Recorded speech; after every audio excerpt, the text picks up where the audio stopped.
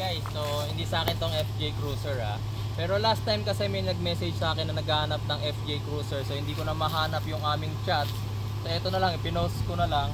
Meron kasi akong viewer na nagpapabenta rin ng kanyang FJ Cruiser. Sa inyo kung ano yung detail ng ating sasakyan. Tapos pakita ko sa inyo yung interior, napakaganda pa niya.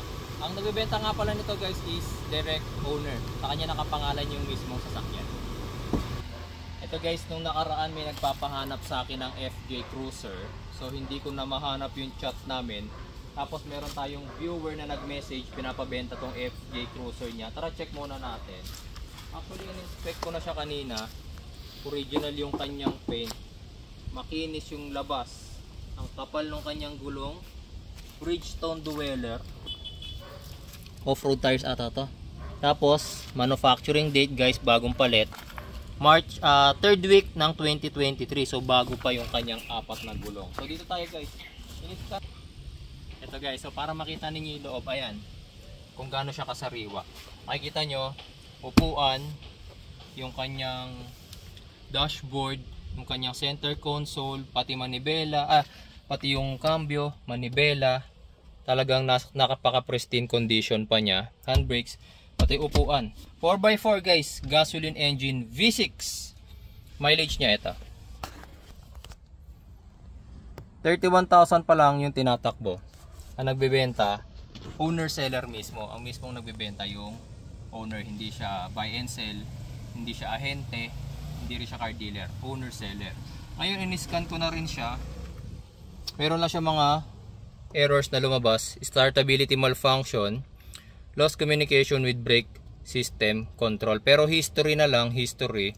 Yung startability malfunction may isa pang current. So lumalabas yan minsan guys kapag mahina na yung battery, palitin na yung fuel filter, minsan maruming air filter, okay, o kaya palitin yung mga spark plug, lumalabas yan. So medyo minor lang naman yung ganong klase ng problem. So ipapakita ko sa inyo, napaka ano pa niya 2019 na FJ Cruiser, napaka pristine pa, napaka bango. Pakita ko muna yung loob.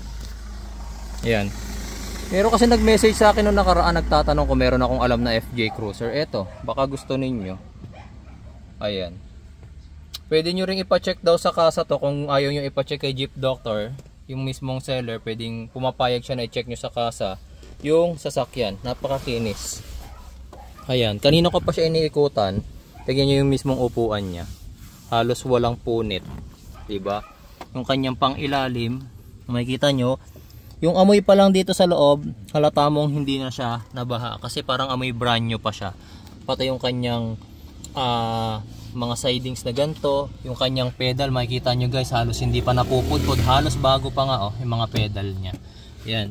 Yung paint niya is all original pa daw. Ngayon, paano ba ito buksan?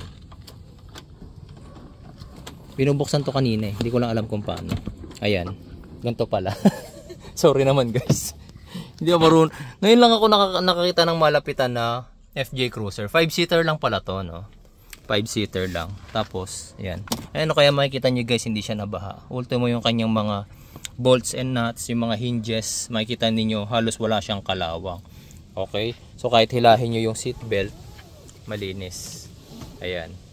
Okay? So, yung mga nagtatanong sa akin, kung meron daw ba akong alam na FJ Cruiser, eto na yon. Ito na yon. 2019 FJ Cruiser, ang presyo daw nito is, asking price lang naman is 2.2 M. Mukhang negotiable pa naman daw to sa seller, mag-usap na lang kayo. Or pwede nyo naman akong kontakin sa cellphone number na nakikita nyo dyan sa inyong screen. Tara, ikutan pa natin yung sasakyan para makita nyo.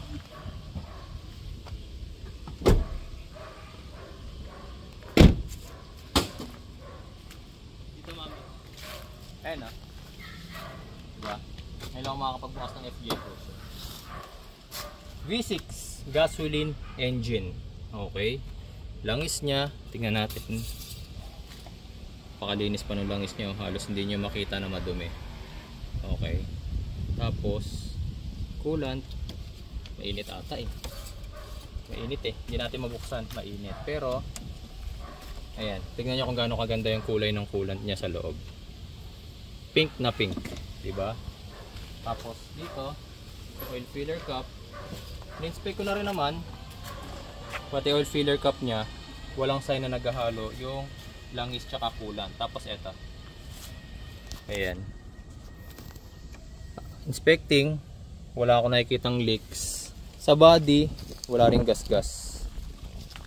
May scratches ba? Wala rin eh. Mukhang maingat naman yung owner. Yan o, mukhang maingat naman yung owner. Sabi ko nga kay mami kung may pera ba kami pambili nito eh.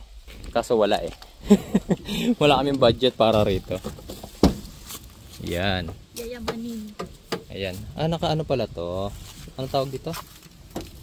Dumper. Gas lift dumper. Tapos naka Hippo Technomat. Ito pa yung kanyang pinaglagyan, no?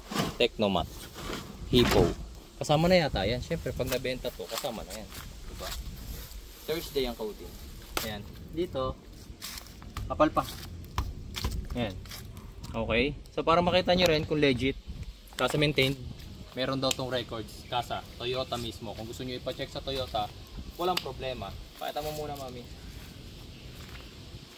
Ayan.